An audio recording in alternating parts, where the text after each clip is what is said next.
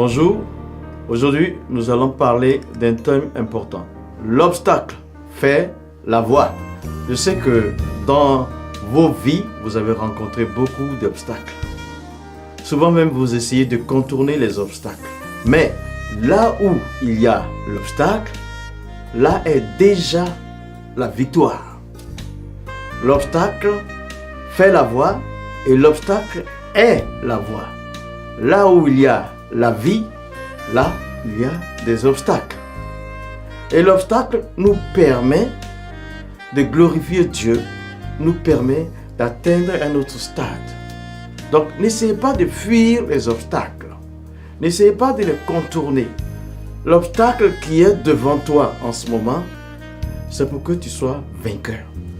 Donc n'aie pas peur. Ésaïe 57, verset 14, Dieu dit qu'il va enlever les obstacles devant son peuple. Parce que l'obstacle, c'est quelque chose qui t'empêche d'avancer, quelque chose qui t'empêche de réussir. Mais ça ne doit pas t'effrayer. Dieu dit ici qu'il faut qu'il enlève l'obstacle devant son peuple. Après, nous avons Actes des Apôtres, 28, verset 31. Paul était enchaîné et il prêchait et enseignait en toute liberté. Tu vois, il a vaincu l'obstacle des chaînes, des liens. Et il prêchait. Là où il y a la liberté, l'obstacle est vaincu. Là où il y a l'obstacle, là, la liberté viendra. Paul était lié, la parole de Dieu n'était pas liée. Dieu n'était pas lié. Donc, il a eu la victoire même avec les liens. Il a vaincu l'obstacle en toute liberté. Ce sera ton cas. Après, nous voyons 1 Pierre 3, 7, où Pierre dit qu'il faut honorer sa femme, son épouse, pour qu'il n'y ait pas d'obstacle dans la prière. Honore ta femme et il n'y aura pas d'obstacle dans la prière. Les clés sont là. Les obstacles sont faits pour être surmontés, pour être vaincus. Les obstacles sont faits pour glorifier Dieu, pour avancer, pour réussir. Et tu peux. N'arrête pas, tu peux. Alors, comment vaincre les obstacles? Premièrement, il faut vaincre l'obstacle qui est en toi. Il faut vaincre l'obstacle qui est en toi. La peur, le découragement, les frustrations, la pression que tu te mets. Ne te mets pas de pression. Surtout, ne sois pas dépressif. Refuse tout ça. Mais juste qu'il faut analyser la situation, demander l'aide de Dieu et avoir le courage d'affronter cet obstacle. C'est ce qu'il faut. Maintenant, nous avons 3 cas. Je te propose 3 points.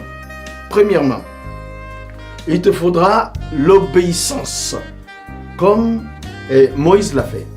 Obéir quand Israël est sorti d'Égypte. Il avait devant lui la mer et derrière l'élite de l'armée de Pharaon. C'était compliqué, c'était difficile. L'obstacle était la mer. Vous avez compris que la mer est devenue la voie. Donc l'obstacle est devenu la voie. Qu'est-ce qu'il a fallu faire?